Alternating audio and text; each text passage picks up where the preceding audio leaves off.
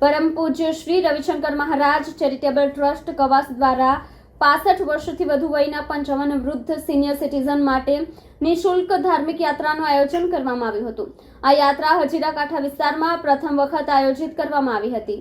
પરમ પૂજ્ય Shri Ravishankar Maharaj charitable trust કવાસ દ્વારા આજરોજ 65 વર્ષના વયવૃદ્ધ સિનિયર સિટીઝનને 55 યાત્રીઓ ચેરિટેબલ ટ્રસ્ટ દ્વારા અંબાજી, ખેડબ્રહ્મા, ડાકોર દર્શન કરવા નિઃશુલ્ક મફત યાત્રા પરમ પૂજ્ય શ્રી રવિશંકર મહારાજ ચેરિટેબલ ટ્રસ્ટના પ્રમુખ 84 તાલુકા પંચાયત સભ્ય આસ્તિકભાઈ પટેલ દ્વારા સ્લીપર બસમાં 2 ટાઈમ જમવા અને નાસ્તાની વ્યવસ્થા સાથે આયોજન કરી હજીરા કાંઠા વિસ્તારમાં પ્રથમવાર ધાર્મિક યાત્રાનું આયોજન કરવામાં આવ્યું હતું।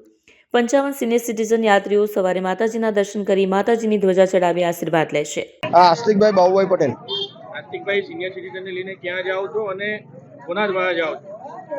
આ યાત્રાનું આયોજન આપણે અહીંયાથી કવાસથી ખેડબ્રહ્મા જઈશું અને ત્યાંથી મા અંબાજીના ગબ્બરના દર્શન કરીશું અને રિટર્નની અંદરમાં આપણે ડાકોર જ્યાં ઠાકોરજીના દર્શન કરવાનું આયોજન કરેલ છે।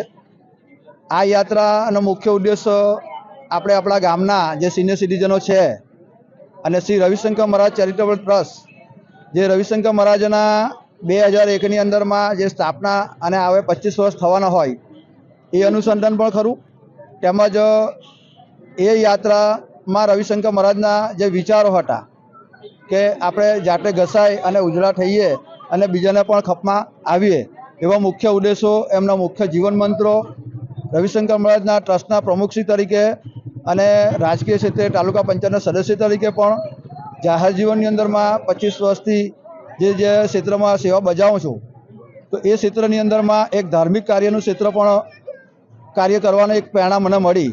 એ માતાજીની કૃપાથી આ યાત્રા તમામ દાતાશ્રીઓના દાનના એકત્ર કરીને કરવામાં આવેલ છે। ટ્રસ્ટ તરફથી પણ કોઈ ખર્ચ કે કરવામાં આવેલ નથી।